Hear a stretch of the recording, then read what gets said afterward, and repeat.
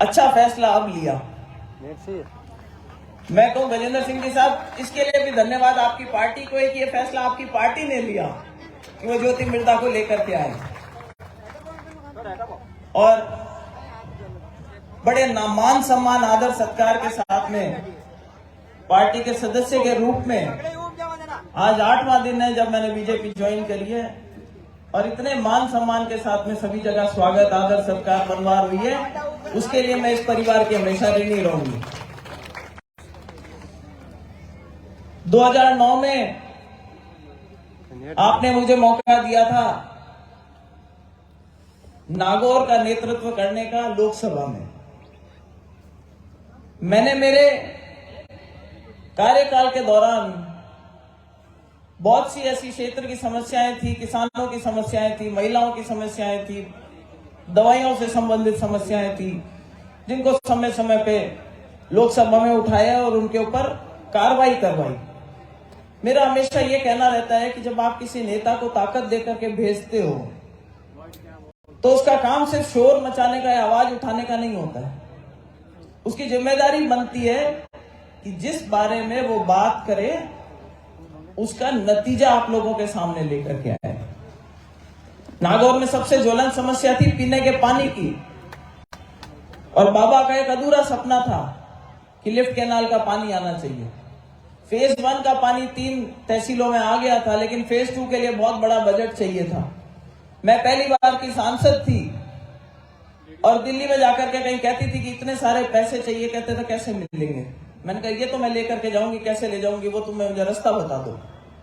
और आप लोगों के आशीर्वाद से बाबा का वो अधूरा सपना पूरा हुआ। Indira Gandhi lift canal phase 2 का जो प्रोजेक्ट था वो पास करा करके लेकर आए। नागौर की बची हुई तहसीलों के अंदर आज इंदिरा गांधी लिफ्ट कैनाल का पानी आ रहा है। मैं जहां कहीं जाती थी भाषणों में लोग याद किया करते थे कि बाबा ने ट्रॉली टैक्स माफ कराई। मेरे टाइम पे ट्रैक्टरों पे कमर्शियल टैक्स लगने लग गया था। मुझे जैसे ही बजट में पता चला, उस टाइम प्रणब मुखर्जी हमारे फाइनेंस मिनिस्टर थे, मैंने उसी दिन लोकसभा में मुद्दा उठाया और अगले दिन उन्होंने घोषणा करी कि इसको वापस ले लिया जाएगा। अस्पताल का काम हो चाहे दवाइयों को सस्ती कराने का काम हो, एक सांसद से जो आप उम्मीद करते हो वो जिम्मेदारी मैंने वहां पे अपनी ईमानदारी से निभाने की कोशिश करी। अब जो बात परिवर्तन की आप लोग सब मंच पे बैठ के कर रहे हैं, मुझे लगता है कि इस परिवर्तन की अगर सबसे ज्यादा कहीं पर 200 विधानसभाओं में जरूरत है तो वो जरूरत है खींवसर में। क्योंकि यहां कोई खींवसर के अंदर कोई जादूगर की जादूगिरी का मुद्दा नहीं है। यहां हमारे बहुत भरे मन से बोलती हूं मैं कि हमारे समाज की दलाली टाइप की चल रही है। हमारे नेता आज भी आपके जो यहां पे विधायक हैं वो बीजेपी के साथ में मिलकर के और विधायक बने। आज जो सांसद हैं वो 24 में से बीजेपी ने एक सीट छोड़ी थी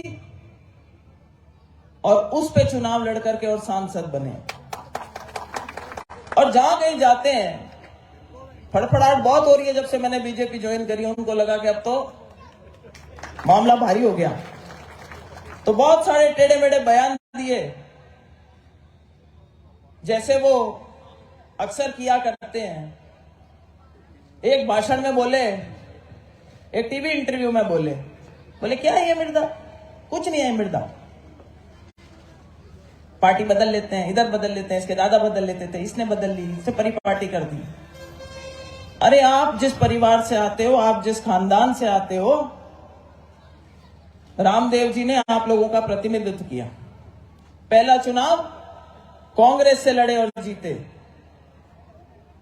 दूसरा चुनाव कांग्रेस अर्थ से लड़े, तीसरा चुनाव लोकदल से लड़े, चौथा चुनाव जनता दल से लड़े और पांचवा चुनाव लड़ने के लिए जब वो बीजेपी के उम्मीदवार थे उनका देहांत हो गया और वो चुनाव कैंसिल हुआ।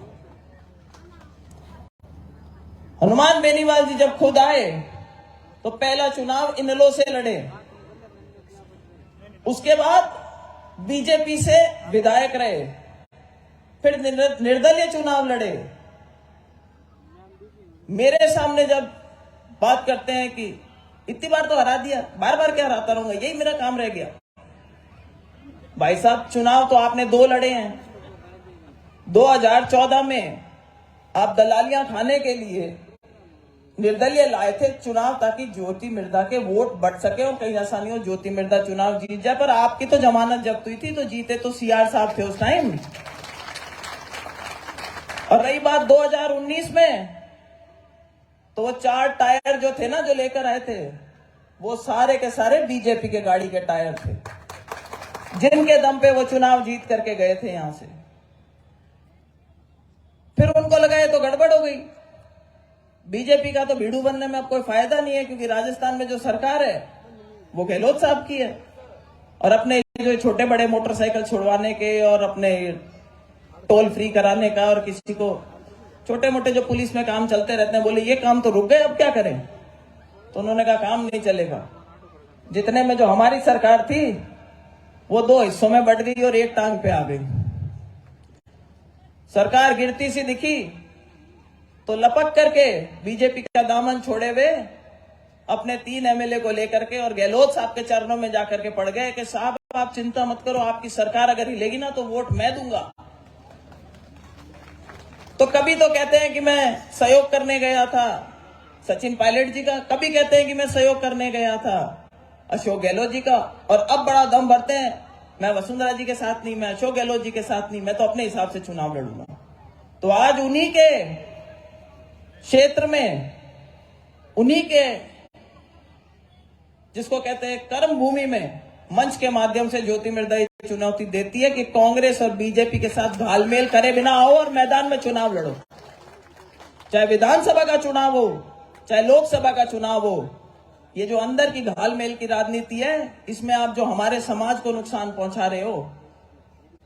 ज्योति मिर्धा, आप जानते हो जब यहां पर हरिंदर जी खड़े हुए थे, बाय इलेक्शन के टाइम पे हम चुनाव लड़ने के लिए आप लोगों के बीच में आए थे, मैंने ईमानदारी से अपना प्रयास किया था कि मेरी पार्टी जीते। उस टाइम मैं कांग्रेस में थी। हरीश चौधरी जी प्रभारी मंत्री थे और आपने उन्होंने बयान देखा होगा, क्या बोले थे कि ज्योति मिर्धा को खामियाजा भुगतना पड़ा क्योंकि उसने ईमानदारी से अपनी पार्टी के लिए काम किया था। और ये खामियाजा सिर्फ मुझे ही नहीं, मैं तो बीजेपी में आ गई, शायद आप लोगों की बात आगे रख सकूं। अगर आप मुझे ताकत दो, मौका दो, तो हो सकता है कि मैं आपके काम आगे करा सकूं। लेकिन सावचेत रहना है। और सावचेत क्यों रहना है? क्योंकि ऐसी रणनीति कई विधानसभा क्षेत्रों के अंदर रिपीट करने की बात चल रही है। मुझे लगता है कई ऐसे नेता हैं, विशेष तौर से हमारे समाज के नेता हैं, जो लाइन में आए हुए हैं, जहां पे दलालियां खा करके और उनको हरा करके, और जो कहते हैं ना कि भाई कोई लीडर ही मत बनने दो। आप लोगों ने देखा है कि क्या पिछले कुछ समय में लोग मुझे कहा करते थे कि भाई बीजेपी ऐसी है, बीजेपी वैसी है। मैंने बीजेपी के अंदर आकर के देखा है, खूब मान सम्मान देते हैं। स्वर्गीय नाथूराम जी को आज जितने भाजपा के लीडर्स ने मान सम्मान दिया है, उतना शायद आज कांग्रेसी भी याद नहीं करते। और मैं बहुत गर्व से इस मंच पे खड़ी होकर के कहती हूं कि आज इस पार्टी के अंदर आकर के मुझे 1 सेकंड के लिए भी अटपटा नहीं लगता। मेरा सीना चौड़ा होता है जब मैं यहां पे बैठ करके और भारत माता की जय बोलती हूं। भारत माता की, क्योंकि हम सब ले दे करके इस भारत देश के अंदर रहने वाले भारतीय हैं। ये कौन सी पार्टी है? इस पार्टी के लीडर कौन है? इस पार्टी के लीडर नरेंद्र मोदी जी हैं। हम तो चुनाव हारे उनकी वजह से, आंधियों में 2 बार घुट गए। हाँ, बीजेपी मैं कह रही हूं सब मान रहे हम तो। लेकिन जो साख हमारे प्रधानमंत्री जी ने भारतवर्ष की पूरी दुनिया में बढ़ाई है, कि जो हमें वीजा देने के अंदर किंतु परंतु करते थे, उन देशों के राष्ट्रपति आज आकर के और हमारे यहाँ पे बहुत आदर सत्कार के साथ में भारतीयों की तरफ और भारतीयों की तरफ देखते हैं, भारत की तरफ देखते हैं। G20 का भी दिल्ली में आयोजन हुआ था, मैं दिल्ली में ही थी उस टाइम, और देखना था क्या दुनिया के कौन से देश के नेता नहीं आ रखे थे वहां पे। तो भाई अगर कहीं पे भारत का मान बढ़ता है तो भारतीय का मान भी तो बढ़ता है। हम भी तो भारतीय हैं, खीरसर में बाद में आते हैं, पर है तो पहले भारतीय। अपने देश की साख बढ़ती है तो किसको अच्छा नहीं लगता? हमें भी अच्छा लगता है। ये किंतु परंतु बातें करते हैं। कांग्रेस एक जमाने में एक अलग पार्टी हुआ करती थी, उसमें कोई दो राय नहीं, उनकी सोच अलग हुआ करती थी। आज उस पार्टी में जैसे बीजेपी में बहुत बदलाव आया है, वैसे कांग्रेस में भी बहुत बदलाव आ गया है। और मुझे लगा कि समय के साथ में इस देश के लिए अगर मुझे राष्ट्र निर्माण का कहीं काम करना है तो इस पार्टी के इस मंच से बेहतर कोई मंच नहीं मिल सकता।